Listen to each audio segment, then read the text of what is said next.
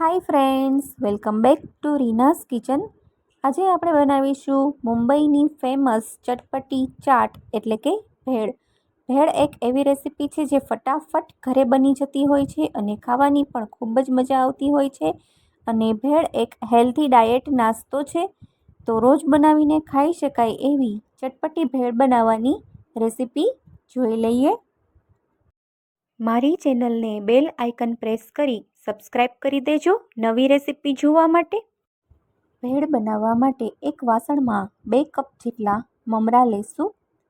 મમરા તમે વઘારેલા પણ લઈ શકો છો. હું અહીંયા વઘાર્યા વગરના પ્લેન મમરા લઈ રહી છું. તો 2 કપ મમરા એડ કરી દઈશું અને સાથે 3 ચમચી જેટલું ચવાણું એડ કરી દઈશું. સાથે 2 ચમચી જેટલા ગાંઠિયા છે એ ઉમેરી દઈશું અને સાથે ઝીણી સમારેલી ડુંગળી, ટમેટું, થોડા મરચાં અને થોડી કોથમીર છે એ પણ ઉમેરી દેવાની છે.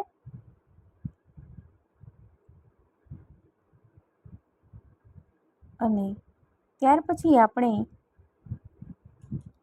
ચટણીઓ ઉમેરીશું. તો મેં અહીંયા 1 ચમચી જેટલી લસણની ચટણી લીધી છે. લસણની ચટણી ઉમેરવાથી ભેળનો સ્વાદ 100 ગણો વધી જતો હોય છે અને એકદમ સરસ લચકા જેવી ભેળ તૈયાર થતી હોય છે. અને સાથે ફોદીનાની 2 ચમચી જેટલી ચટણી છે એ ઉમેરી દઈશું.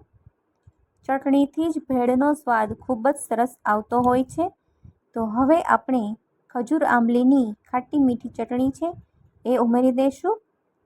4 થી 5 ચમચી જેટલી ઘાટી એવી ખજૂર આંબલીની ચટણી ઉમેરી દઈશું. જો તમારી ચટણી પતલી હોય તો તમારે થોડી વધારે ઉમેરવાની રહેશે, પણ ચટણી થોડી ઘાટી રાખવાથી ભેળ છે એકદમ સરસ લચકા જેવી થતી હોય છે. જો વધારે પતલી ચટણી એડ કરવાથી આપણી ભેળ લોચા જેવી થઈ જતી હોય છે.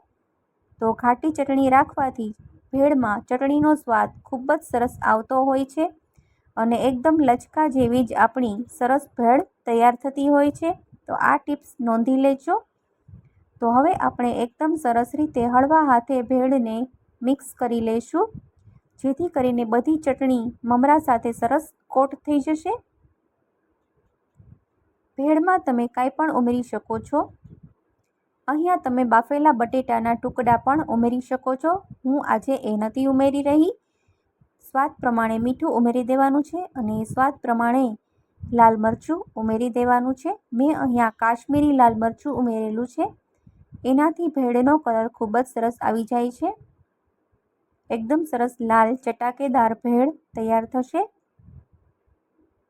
તો ફરીવાર ભેળને એકદમ સરસ રીતે મિક્સ કરી લઈશું.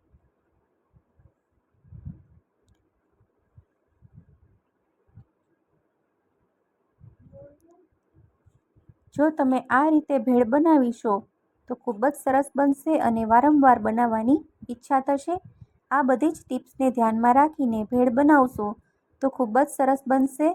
તો તૈયાર છે એકદમ સરસ લચકેદાર આપણી ચટપટી ભેળ.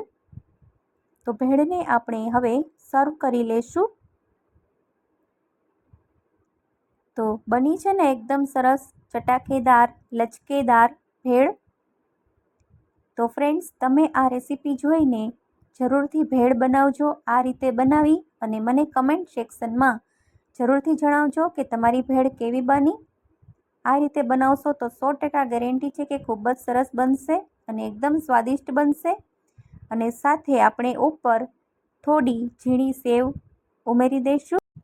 તો ફ્રેન્ડ્સ, જો રેસીપી સારી લાગી હોય તો મારી યુટ્યુબ ચેનલ રીનાસ કિચનને બેલ આઇકન પ્રેસ કરી અને સબસ્ક્રાઈબ કરી દેજો, લાઇક કરી દેજો, શેર કરી દેજો.